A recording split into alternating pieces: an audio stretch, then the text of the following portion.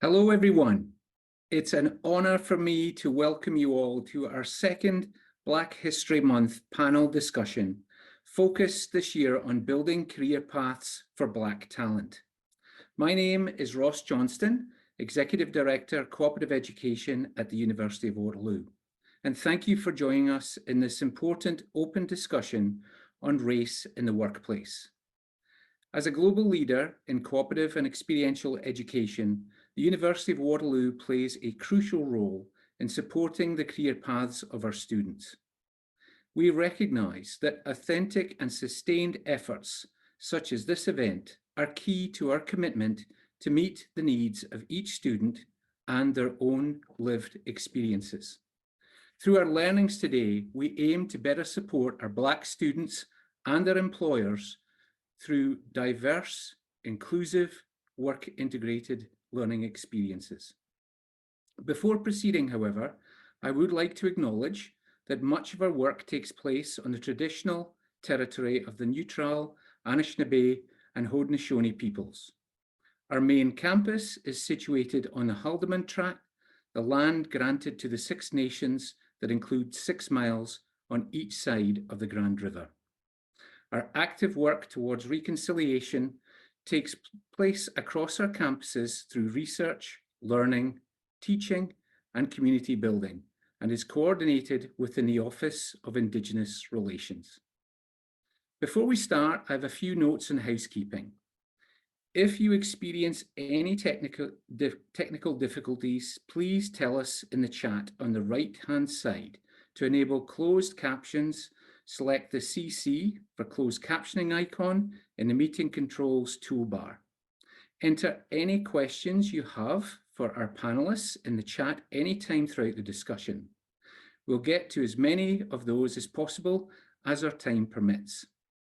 It is now my pleasure to introduce your moderator and Associate Director of Equity, Diversity, Inclusion and Anti-Racism, our very own Colleen Phillips-Davis.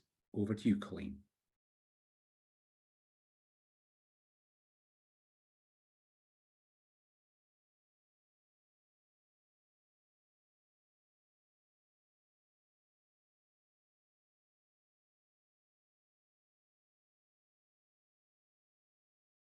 Just a few problems unmuting. Thank you so much, Ross, for just that amazing introduction. And as Ross has said, I am the Associate Director of Equity, Diversity, Inclusion, and Anti-Racism here in Cooperative and Experiential Education at the University of Waterloo. And I just want to welcome everyone to Building Career Paths for Black Talent. As part of my role, I'm developing a strategy just to create a culture that promotes, embeds, and values equity, diversity, inclusion, and anti-racism across the union.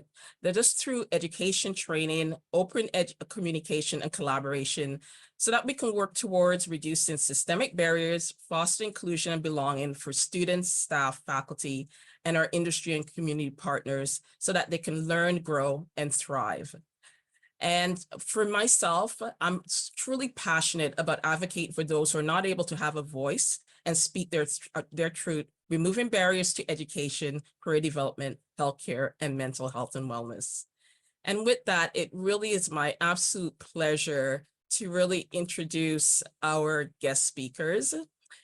And I would like to start with Charlotta Carter. And Charlotta comes with more than 25 years of experience in the software development industry. Charlotta knows what it takes to succeed as a Black woman in technology. She's an experienced professional who is the CEO of GRI Technology Solutions and managing partner of PwC Technology Services. When Charlotta was diagnosed with type 2 diabetes, she founded Lena AI Health Solutions in partnership with the medical community. Lena Health Solutions develops AI, GI diabetes solutions from the patient's point of view. And outside of healthcare, Charlotta is focused on finance, cybersecurity, and improving technology for global communities. Our next guest speaker is Derek Raphael. Derek is CEO and founder of Icon Talent Partners and educates, trains, and mentors diverse talent and exposes them to high impact sectors where they are often underrepresented. A legal advisor and entrepreneur, Derek's passion lies in developing others, and his mission is to help people reach their full potential by maximizing their educational, employment, and entrepreneurial pursuits. Through Icon Talent Partners, a nonprofit organization, Derek helps students, young professionals, and mid-career talent who identify as visible minorities. And to round out our panelists, we have Naomi Se Abomo. Naomi is a fourth-year civil engineering student specializing in structural engineering at the University of Waterloo. She's an active community organizer, and as a founding member of the National Society of Black Engineers at the U Waterloo chapter, since 2019 has helped create spaces for Black engineering students to connect and engage in professional and academic development opportunities. For the past 3 years, Naomi has advocated for changes to improve student experience in the Waterloo Cooperative Education System in her role as a student consultant on the Cooperative Experiential Education Student Equity Advisory Group.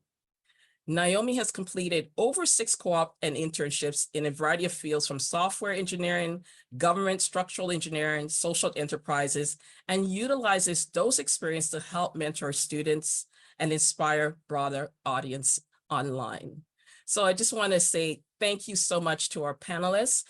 I will be asking Charlotta, Derek, and Naomi a series of questions, which they'll have an opportunity to respond to, and we will really have an opportunity for them to share their wisdom and their journey with us and give us some takeaways that we can action and implement in our various spaces.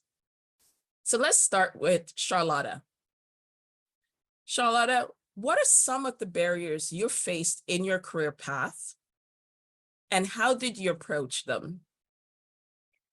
There are different times in my career path that that different things happen. I think when I first started, and I started at IBM, it was more of finding technical support. And what gave me a lot of help is that there were a lot of folks that looked like me at IBM at the time, and they rallied around. It was a very good network of folks that came from, I grew up in Louisiana, and so there were a lot of people that came from my area that migrated out to California initially.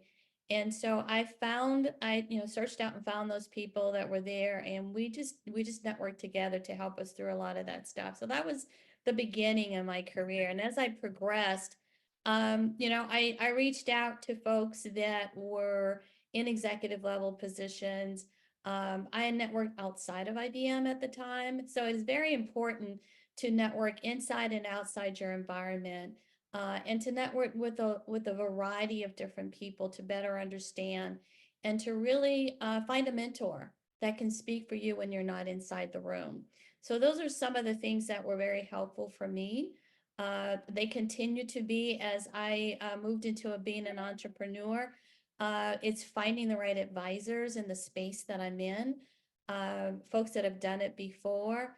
And then there's some things that I've done, I've been a trailblazer on it, so I just have to keep pushing on that and moving and growing. And then I give back to folks because as Colleen knows, I network a lot. And so I try to, use my best practices to share back, but it's always networking. And you give. So when you give to your network, you get back. You build a coalition around you, inside and outside. When you get ready to move to your next level, let people know, and you will find out how helpful they can be. For yourself, Charlotta, you've really emphasized the importance of that networking, of building that community, of that social capital. But when you were first starting out, were there any barriers that you faced in the career path that you were able to overcome? And you saw that, was it networking was a critical part to overcoming those barriers, or were there other barriers that you face? So I grew up in an environment that says, if you keep your head down and work hard, you'll get that promotion, or, just work hard and, people will notice you. And that's not always the case. That's not reality. So networking is definitely a key element to your success in your career, in your business. You can't live on an island. You cannot think you can do it all by yourself. You have to be able to reach out in a number of different areas and be dynamic.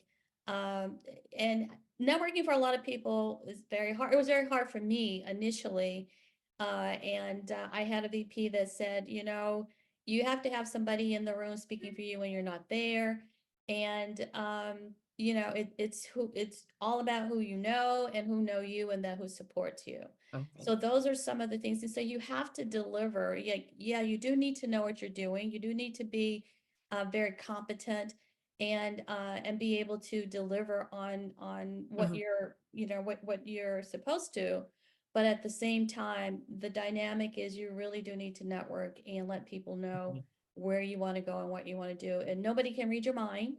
Mhm. And so not, you know, not being able to communicate that out is a, you know, detrimental thing. I always thought it was just, oh, just keep my head down and I'll Yeah. do good work and I'll do good coding. That's not always the case. Thank you so much. So one important nugget, the importance of networking. Next question this is for Naomi. Is there a mentor? So this is a great segue. Is there a mentor or mentors that come to mind when you think of your career journey? And how was their support? And how has their support impacted you? Definitely. Thank you so much for that question. I think the first person that would come to mind is naturally my dad. He has his degree in electrical engineering and was really able to inspire me to see this as a possible path for myself. I think that having that sort of representation of the different various careers that I could follow was really helpful for me, especially at a younger age, as I was navigating through different STEM topics. I always knew that this was an option for me and I ended up following it. And through my engineering degree, I've now had a lot of support through him as he's gone through the path himself. I think also there's a colleague that I met, upper year student during one of my internships. Her name is Sumi, and she's a few years older than me, but she was always showing me kind of how she would approach her co-op experiences. And that was really helpful as well because as a first-time person doing structural engineering internships, I didn't really know what was the most optimal way to take on tasks or to break them down in a way that was manageable for me. And having her show me kind of the ropes of how I could do that was super helpful, and also to help me kind of craft a career path that is aligned with some of the things that she did as well, because I could see that she was thriving in her lane. So it gave me an idea of things I could do as well to thrive in the same ways that she did. I feel finally one of the people that really did have a big mark on me as well is one of my previous managers. I was working for a non-for-profit and I had applied for a specific position, but then she connected with me and actually told me that I should probably apply for another one that was more aligned with what she saw in me as we did the interview. And I was really appreciative of her doing that because when I did step into the role, I could clearly see how much it aligned with the skills I already had. And I think especially having that, as Charlotte was mentioning, somebody that can advocate for you, somebody that can kind of see a bigger picture and help you get into those positions really had a huge impact. And I'm super grateful. And she's been able to mentor me about topics even outside of that role now. So it really creates a big community of support around you that can help you along your journey. Yeah, you've really emphasized not only the importance of networking, but also building relationships, having that community of support, finding individuals that can align with your potential goals and objectives. And so even creating those pathways or showing you how to enter those pathways. Let's now go to Derek. Icon Talent Partners focuses on exposure of Black talent to high impact industries such as venture capital, private equity, corporate law, tech startups, and more. What advice or tips can you provide to our audience on how to best position themselves to break into these sectors? All right. Well, first of all, thank you for this opportunity to share and for this question. I think a really big factor is being prepared. I think that, when you get these opportunities, it helps to make sure that you're ready for the role. You've done your due diligence in terms of like which environment are you getting into. I think a lot of times for folks, they're like, oh, I want to break into, maybe from Naomi, I want to get into electrical engineering, but they haven't done their due diligence in terms of what's the expectation, what are you looking to do in that field. So I think that's incredibly important. I think is showing up. I've had different situations where there might be an interview, there might be an opportunity, is making sure to show up. Showing up could be small in that you have an interview or meeting for a prep with someone at the firm that wants to meet with you, is being on time. Those types of things really make a big difference, because if I'm going to recommend you or be an internal referral, showing up for me when it's a little bit lower stakes is going to have a huge impact when it's higher stakes when you actually get to the job. I think, kind of going on the point from Charlotta as well as Naomi, is you want to make sure that you're fostering a community. No one gets through these different opportunities alone. I had a really great conversation earlier this week with one of ICON's corporate partners who actually had a science biomedical engineering degree, but now she's the head of capital markets. So completely transitioned her career. And she said that she didn't start off her career in that space, but she did the little things that were really important, such as upskilling herself with product management courses, networking extensively with people that are in those spaces. And when she actually landed the job, which blew me away, she said it was her objective to meet everyone in that firm twice. And she did that. So creating those relationships, I think, are really critical, because as Charlotte, I think you alluded to, just putting your head down and saying, I'm just going to do the work, that's usually not going to work for you. And if anything, it might work for you to be out of that firm when times get tough. But I think it's really important to create those sticky relationships so that people keep you top of mind at the firm as well. Okay. Thank you so much, Derek. And you said what's really threaded through everything, and I've always said that relationships are so important, but also knowing, showing up, being prepared, because having all the information at hand, because then it allows you to really make those informed decisions, make those connections that can create those pathways for you. Now let's go to Charlotta. In the working environment, and as you have journeyed through your career path, how have you gotten your voices heard or recognized in the workplace? And what approaches have worked for you? So if we understand, and for me anyway, I had no desire to be in technology, to be honest with you. I actually wanted to be a psychologist, but a Black woman in the South, psychology just wasn't working. And my dad said, you have to go into computer science because all of your cousins are going out. So I forced myself into this field, right? Which I hated coding just to a point. And it just so happened that a lot of my career is with IBM, and I got transferred to a branch office and figured out that I was really good at understanding the technology, but I was also good at interfacing with people. So I found my niche there, and that's where I really kind of blossomed in being able to be a liaison between the two. And that's, I found that was a really good space for me. So I just took that understanding and I moved it to the next level. So when I moved to SGI as a senior manager and built an IT organization there, it was very good for me to understand the technology, but also how to build these systems and how to hire the right people. So I started to really understand what it took to build a company, because I had my own department. I could, what I needed to do from scratch to finish. So those are some of the things that I learned. I didn't know at first, but it was kind of like flying by the seat of my pants. And I love what I was doing. So I did a really good job of it. So it was at different stages and different steps, I was able to learn more and pull on the resources that I needed.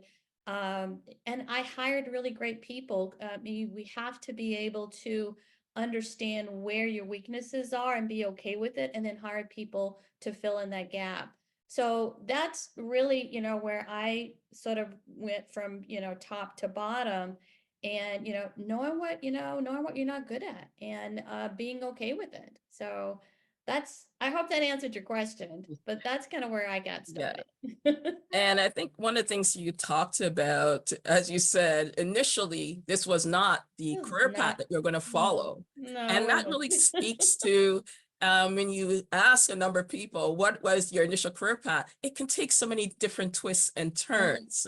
And it's as we build knowledge, as we build that awareness, we kind of understand where we can apply our skill sets. But it's not just restricted to one sector or one organization. And that's important to recognize that and know that. And even in cooperative and experiential education and in work integrated learning, we provide students with the opportunity to start to have that awareness and that understanding of where they can apply their skills and knowledge. So then this takes me now to a question to Naomi. What practices that you've observed in companies that have helped you feel supported in your career development journey, your experiential journey, and what do you think made these practices successful? Definitely. I love this question. I think that especially being in junior roles, as you said, we're really looking for that awareness. We're really open to absorbing as much information as possible. And there's a lot of things that companies can do to help support us through that. I think in my personal experiences, one of the first things that I really appreciate is when I can have a conversation with my manager or supervisor and just discuss about my own personal interests and also my goals with my career, with my education. I feel like it helps us get to a good understanding of who each person is and also how they can help me in aligning myself with those different interests as I go through my experience at their company. They can allow themselves to find some different ways to expose me to different parts of the company so that I can get a full and rich experience out of it. I think that providing support also can look like having a buddy system. I've had that in a few of my roles, and I think that has made such a difference, especially when we're talking about networking and feeling comfortable and making those real personal relationships. It really helps when there's already somebody that's established in the company that can kind of help you and guide you towards through all the different steps that you'll have to go through and answer any small questions you may have. And I know even in the beginning, it really does make a difference when somebody is there to introduce you to the other staff, to everybody that's there. Sometimes, like I've had managers walk me around the office and I shake everybody's hand. There's different ways you can go about it, but I think it definitely makes you feel a part of the team when you're in the lunchroom and people are saying hi to you and they understand that you're a new team member and they want to know about you. And the same if you are having different activities for the company and there's somebody that's there to help you and guide you towards like what you can expect and maybe introduce you to different people at the company as well during those moments, it really does make a difference. And especially if you're in the beginning kind of having a lot more questions, especially in terms of your technical work, this is somebody that you can go to and they can also help you throughout your growth journey and allowing you to finally gain a sense of autonomy. I think that has been a really, really great thing that I've experienced when I have in the beginning have had somebody that really I could ask a lot of questions to. And then later on realizing that I have more confidence and because of all like the knowledge that I was able to gain from my different colleagues, now I'm fully set and I can take on tasks without needing to have as much communication in between. I think the last thing I would definitely say is having and really investing into the student. When I've had my different internships at Waterloo, we get a number of them. And I think one of the things we really try to do is gain as many different experiences as possible. And so when your manager at your role is also supportive of that, I think it really does have a huge impact on a successful experience because they know that their manager wants their good, even if it's not specifically only for what they can do for the company. I've had a number of different experiences. I'd love to work for all my managers at the same time, but obviously I can't. But really having that support of knowing that I'm just stepping into a new phase and knowing that I'm going to be able to learn more as I navigate those different experiences helps me come to a solid decision at the end of all these experiences of where I really want to go and what career path I really want to follow.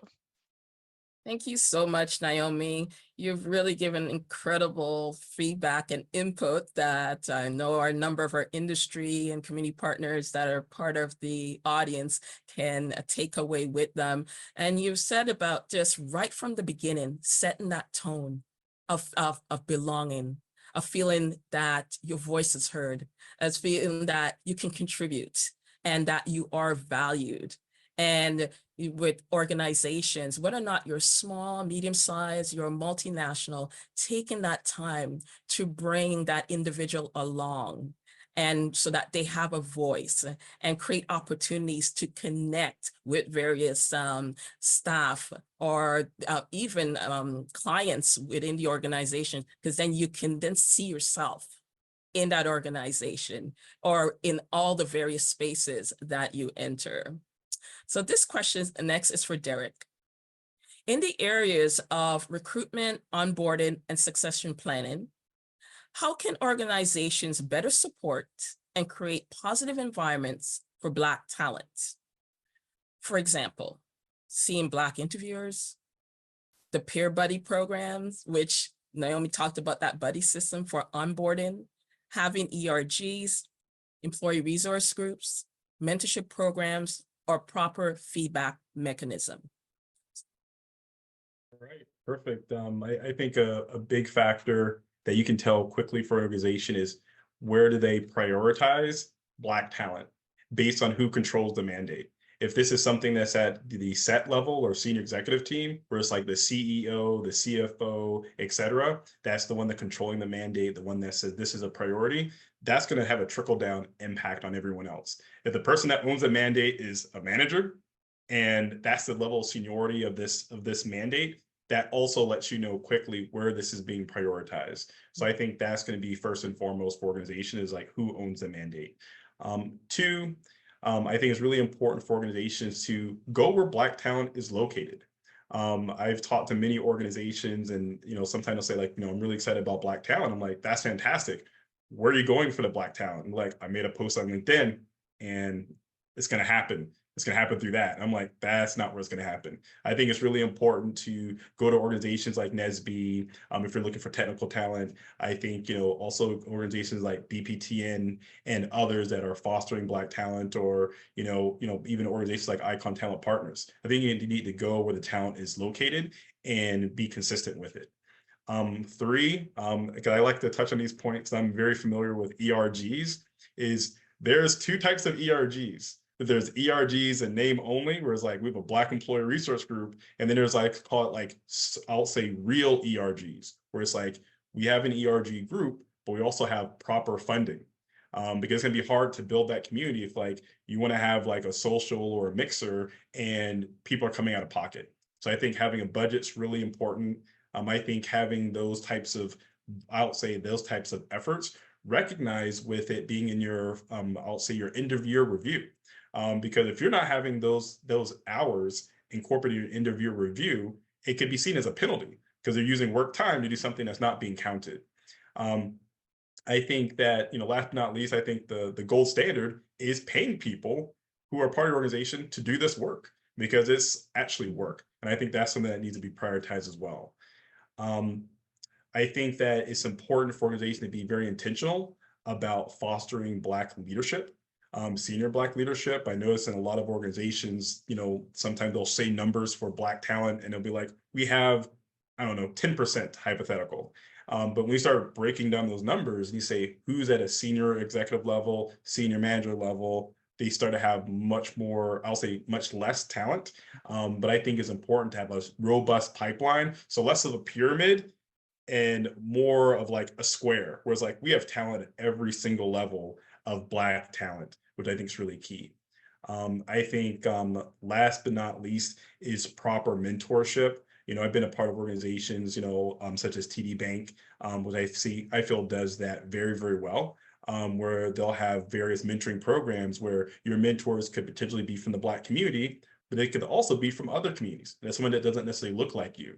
In many cases, a lot of the senior leaders or people that are more senior may be from a different ethnic group.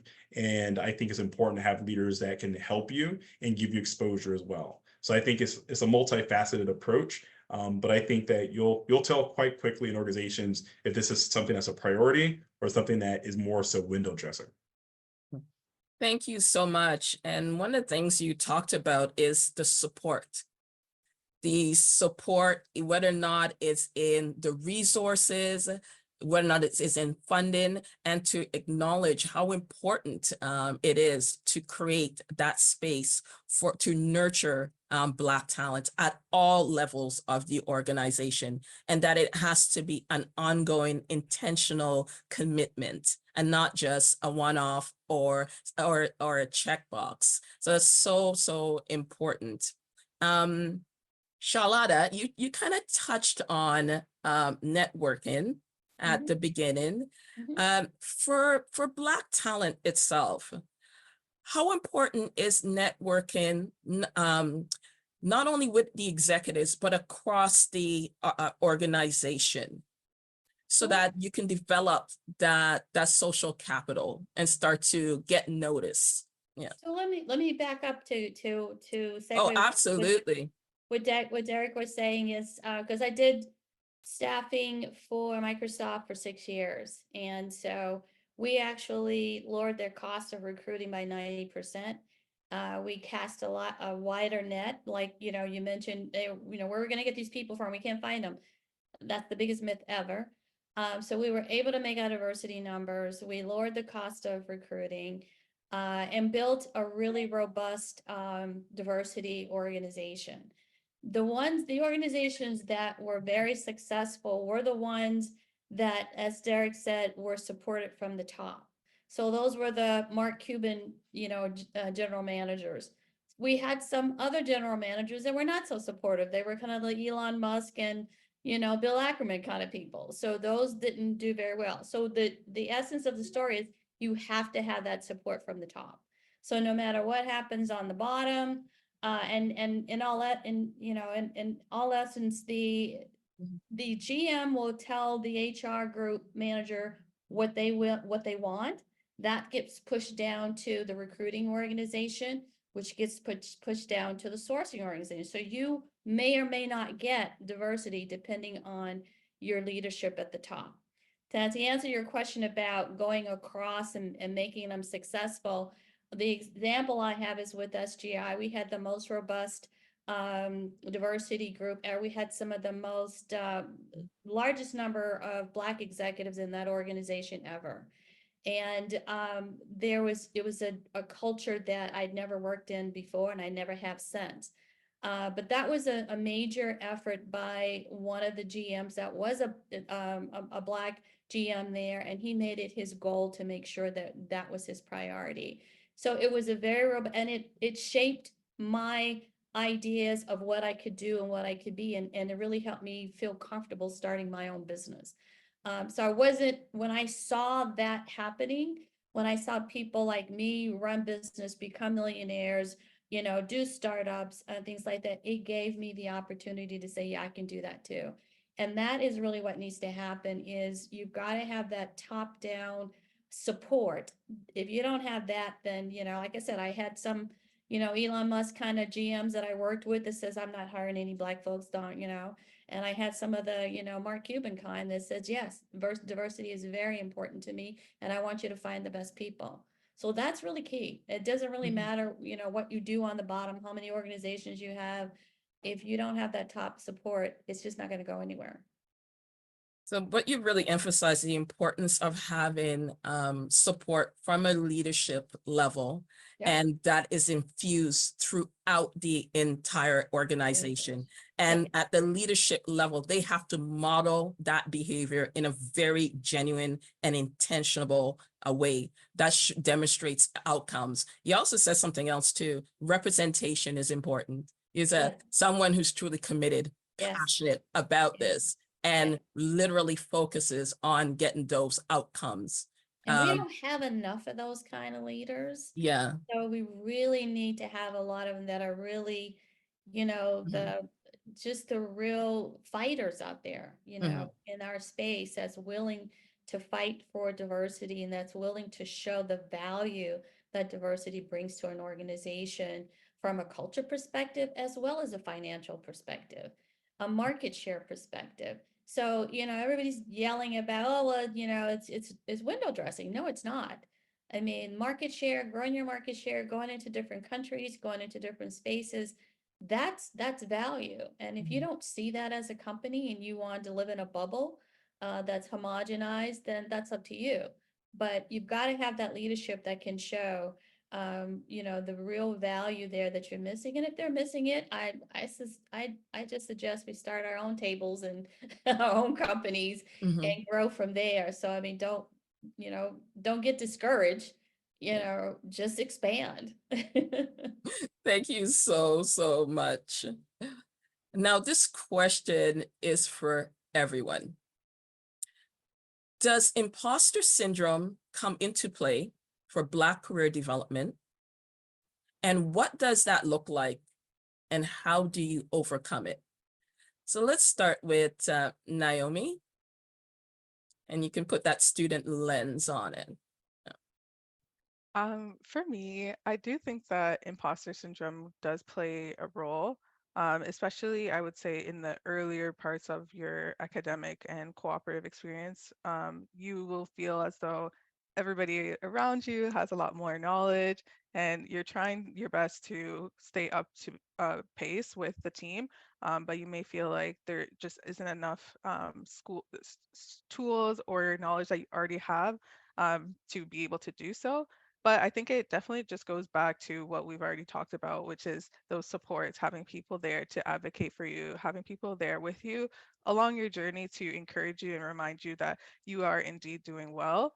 And I think that even having a community of people and a lot of the things that we do, especially with the organization I work with, the National Society of Black Engineers, is we are a space that affirms each other. So we can see each other. We know that if other of our peers are able to successfully go through these roles, they can share some of their advice, some of their resources, some of their approaches, and we can implement that in our own paths as well. So I think it really comes down to knowing that you're doing your best and also having people around you that can affirm that effort so that in the end you can have your head held high and continue forward, because it's always going to be a continuous learning journey. There's no one endpoint that we're trying to reach. But if we have people that along the way can continue to support us and encourage us in our paths, then I think that is what has helped me in my imposter syndrome. Thank you so much, Naomi. And you said something about affirmation, knowing and having individuals around you who can encourage you, support you, and tell you, you can achieve this. I've always said, conceive, believe, achieve, and have that community there so you can share the triumphs as well as the challenges. Absolutely. Derek, same question to you as well. Yeah, thank you for that. You know, one thing I've been mindful even in my own career and looking at some of my peer groups is that sometimes people present a certain way, maybe due to certain cultural norms, where maybe certain things aren't assumed that you're going to be like, hey, we're in a group setting or group meeting, and maybe individuals from different groups or different perspectives will be kind of like Johnny on the spot, raising their hand, speaking up, taking up room. And I think that if that's the circumstance, is kind of know how to play in your lane and say, you know what, maybe I'm not going to be the first person to yell out an answer that could potentially be wrong. Maybe I want to take some more time to think. It definitely can hurt you from taking time after the meeting to maybe have a conversation with the CEO or the senior executive or the senior manager and say, oh, this is my take on it. This is my perspective. And as you gain more confidence and as you feel more comfortable to start providing your thoughts as well. So I think sometimes it's knowing where to play and how to present. But I think it's really important to kind of make sure that you always remember that your job is not your life. Like that is not all of who you are, and you bring so much more to it. I think it's unfortunate that a lot of time when people come into certain corporate spaces, a part of who they are shuts down. And that might be the part of you that's the most important, because your value add is probably your cultural experiences where they're like, wow, Naomi, you had a different perspective about XYZ that we would have never thought. So remember that your quote unquote difference could potentially be your superpower. So don't, minimize that.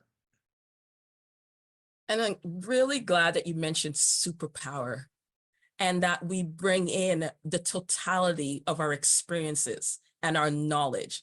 And sometimes when we enter into certain spaces, we do forget that, and that all our experiences are our value add to an organization, to a project, and to an initiative. And just understanding that and really embracing that is so important. Same question to you, Charlotta.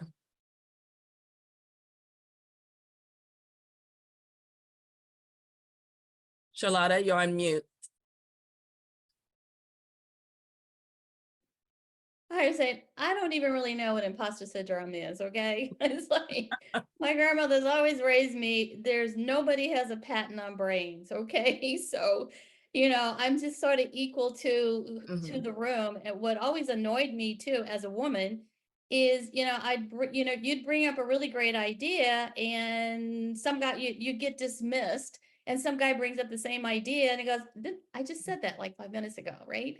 So that was, and so now I've gotten to the point where if that happens, I call it out. Before, I just kind of like not say anything, but it's like somebody takes your idea and rolls with it because you don't speak up about it. But I just never have had, once I got past, being interrupted or somebody taking your idea and knowing that I have to take that back. I understand it. It's just something that I don't feel anymore. And to Naomi's point, it's really great to have somebody to give you accolades and tell you how great you're doing and how well you're doing. But it's also good to have somebody pull you aside and say, here's how you can do it a little bit differently, right? So it's really good to have a balance of, how you're approaching things and how you're doing things. I've had employees. I had one employee, she's super, super quiet and shy, and she was getting bad reviews. But because nobody was really having a come to Jesus conversation with her to tell her where she was, lacking. And so I just took her aside and I started mentoring her and telling her, what some of those things are. She started as a recruiting coordinator with me. She's now one of the top recruiters at Facebook. So it's like, those are some of the things that you need. You need the good and you need the not so good to kind of balance you, but just have the confidence to know your ideas are great, and don't let the guy down in the corner seat take your take your idea. That's my take on it. So you're really kind of emphasizing about finding your voice, finding your confidence, knowing what you bring, but also areas for growth. Exactly. And that we can, and that's an important piece, that we can always learn, and that we can always develop our skill sets and hone them and learn in different ways from different people.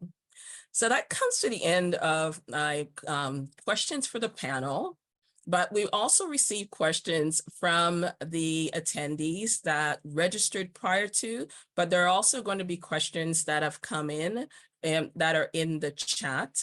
So what I'm going to do is I'm going to start with some of the questions that came in from our attendees when they registered. And I'll let like Naomi or Derek or Charlotta feel free to answer any of these questions. So one of the questions that came in was, how do you cultivate an environment for Black staff to be authentically and unapologetically themselves?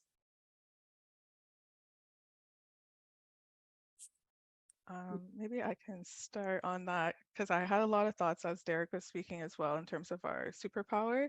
I think it's really important to allow people to show up as themselves completely. And I think that definitely goes into getting to know the people you're working with, kind of how Charlotta mentioned that she was able to notice that somebody was a little bit more quiet or more reserved, and being able to tap into that and see maybe is there opportunities that you can help support her into maybe breaking out of her shell, or even in another sense, if there's ways that you can help showcase work that people on your teams have done. So if you notice that somebody is doing incredible work, allow them to do a presentation or give them that spotlight so that they can show and be celebrated as well. I think everybody has different ways that they like to feel appreciated. And if you can learn the people that you're working with and give them that platform, and also allow them to be fully themselves, like if they are engaged in other things, like for me, I'm engaged in a lot of extracurriculars, help them get through those flexible times where they need to maybe be somewhere and then they can come back to work afterwards. Having like a holistic approach in how you care for the people that you work with allows them to feel comfortable and safe, and then they can show up as themselves in their workplace.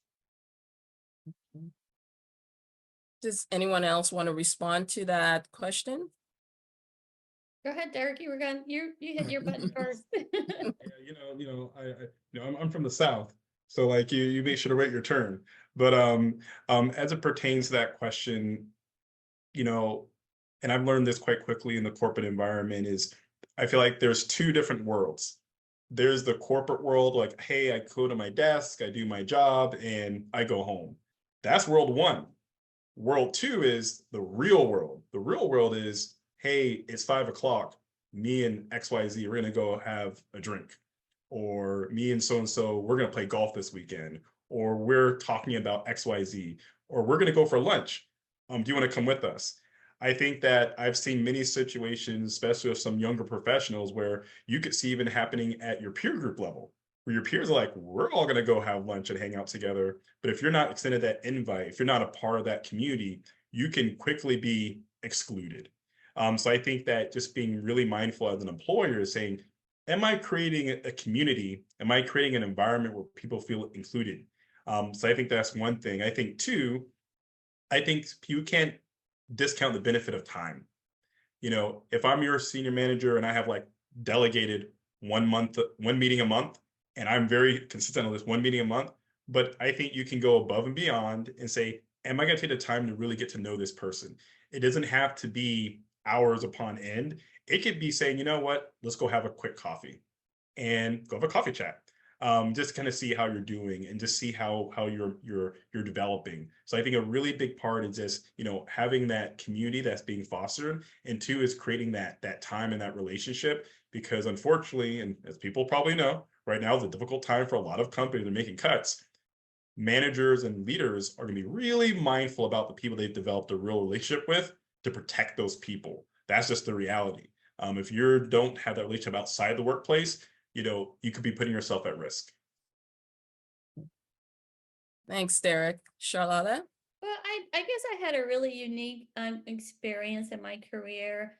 As I mentioned, a lot of you don't know what SGI was. It's a silicon graphics system, and so we actually had we started out with African American once a month, like the cafeteria would carry certain foods.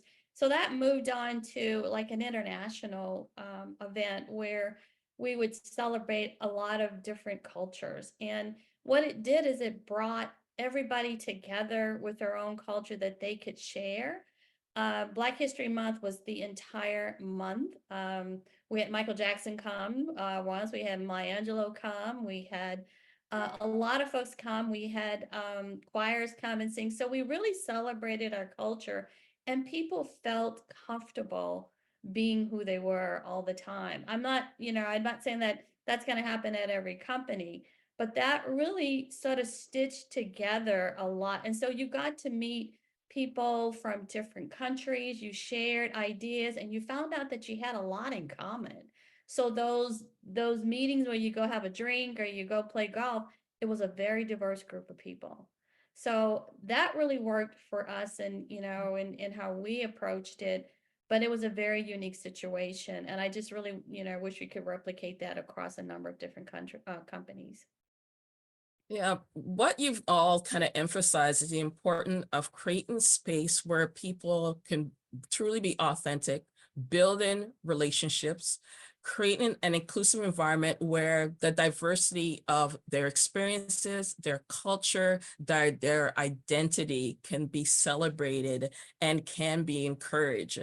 And so really, whether or not you're a small, medium-sized, or a larger organization, fostering that culture of belonging in a way that works best for the organization, and doing it in a genuine way and allowing people to show up authentically will create that space and will create that environment of belonging.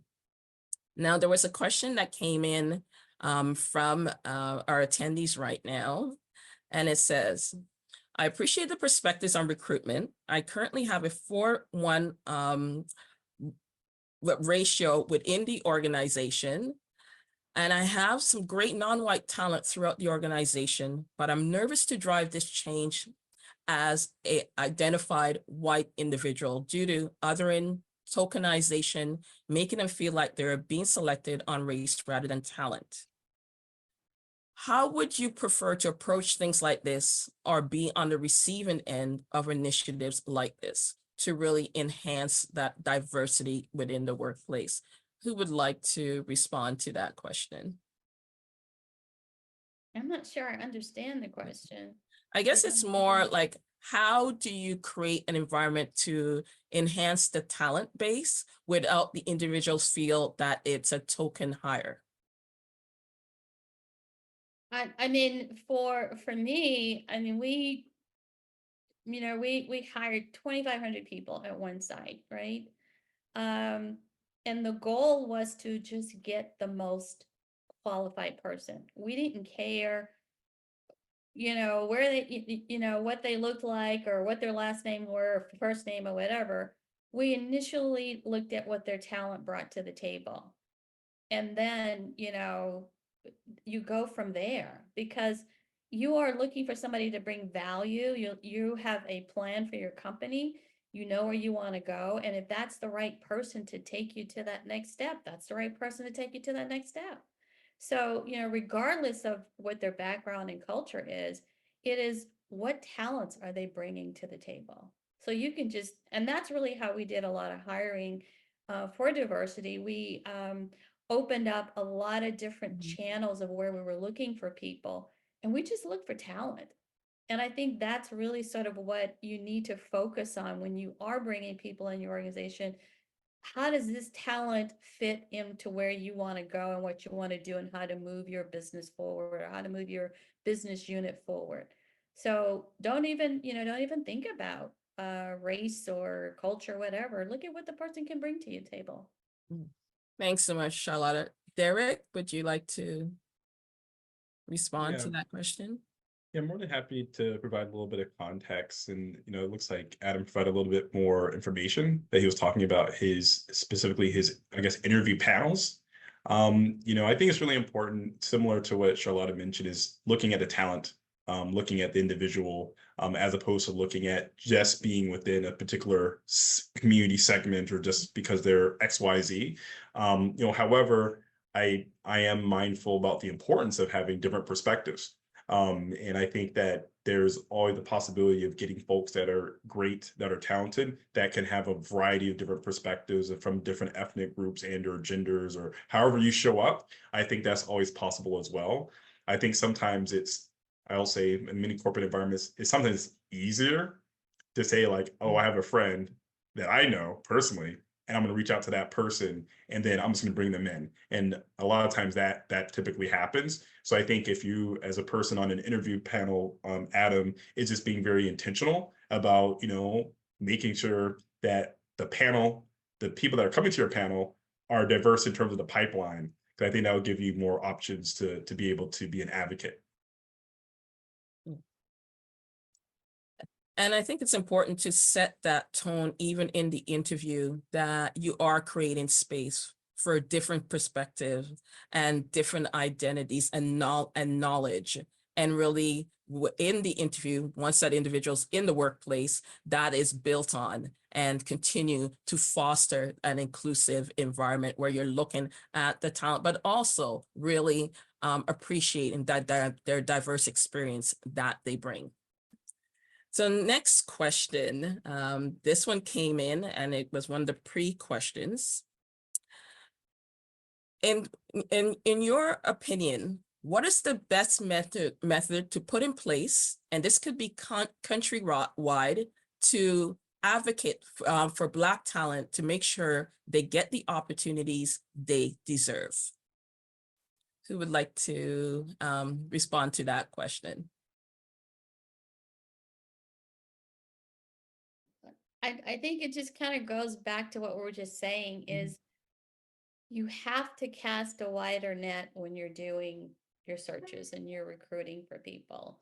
And, you know, you've got, I mean, the talent is out there. And that was one of the myths that we just dissolved with our group is, you know, it was always, oh, we can't find the people. So, you know, my team got together and we expanded where we were looking for people because there was talented people. And if we do that, you will get the talented people that you need. You just need to be open to going to different places.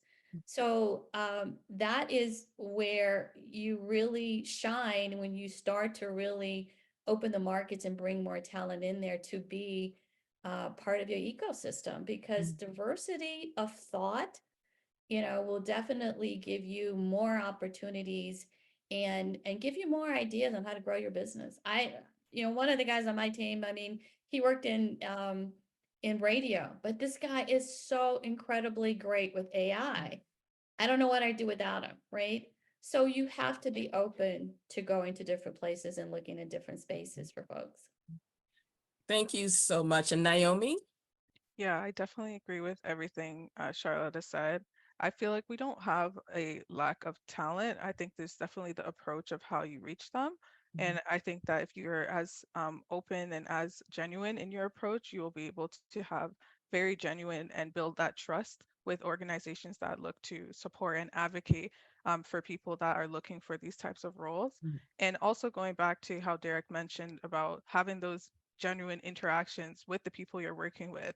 So many jobs are provided through recommendations. Even through my co-ops, a lot of my internships that I received was through recommendations. And that happens when people have taken the time to create real relationships with me, and I've done the same, and then they can help and support me into the next chapter of my career. So I think it's really important to value those moments, and looking at diversity is not as like an end, but something that is something you're committing yourself to through and through with how you run your organization and how you also approach people that you feel would benefit and bring a unique perspective to your companies. Yeah. And Derek, you have the last say on this, as I'm mindful that we're right at the top of the hour. Okay, perfect. So, you know, just in closing, I think it's also really important for organizations to be intentional about investing in Black talent at earlier ages. One thing I can say I'm very, very proud of with Icon Talent Partners is we have a really, really unique relationship with KPMG, where for the past 3 years, we've been providing opportunities for Black high school seniors that are graduating to work at KPMG. And that's something that we're really excited about. And I think it's important to do that intentionality. And not only are they allowing these students to work at KPMG, but each of them are receiving a $5,000 scholarship each. So we've actually deployed $105,000 to Black students across the country.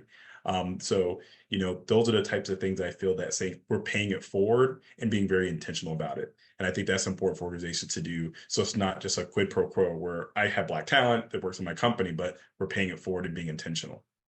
And on that, I just want to say thank you so much, Naomi, Derek, Charlotta, for just sharing your journey, your insights with us today. And I know that the audience can take away the gems that will help them to move forward collectively and intentionally in creating spaces and workplace cultures and ecosystems for Black talent to thrive. I also want to thank Ross Johnson, the Executive Director of Co-operative Education, and the CEE team for your support, and all our audience and attendees for engaging in the conversation. Over to you, Ross.